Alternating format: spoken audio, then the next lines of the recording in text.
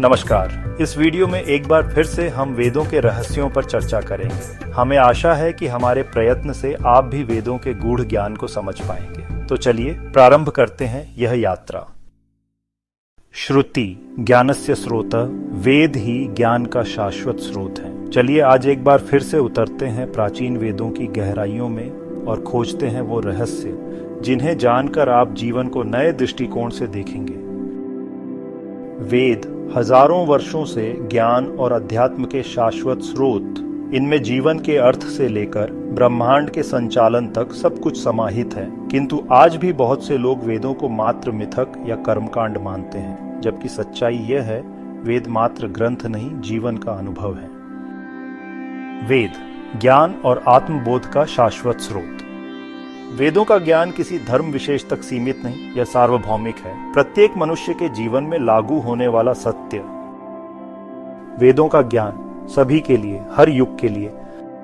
ऋत ब्रह्मांड का प्राकृतिक क्रम यह सिखाता है कि हम इस सृष्टि का हिस्सा हैं, उससे अलग नहीं। ऋत सृष्टि का शाश्वत नियम।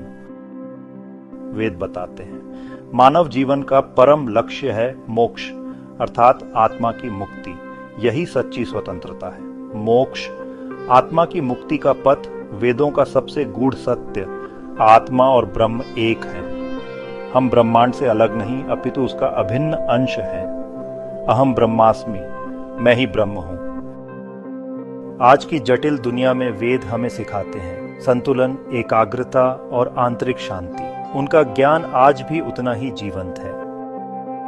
पुनः स्मारित करें, श्रुति ज्ञानस्य स्रोतः, वेद ही ज्ञान का शाश्वत स्रोत है।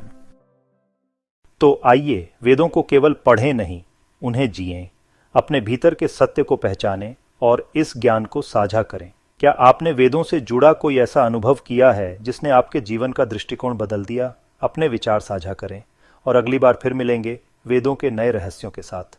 Like, comment, subscribe. वेदों की अनंत यात्रा जारी है।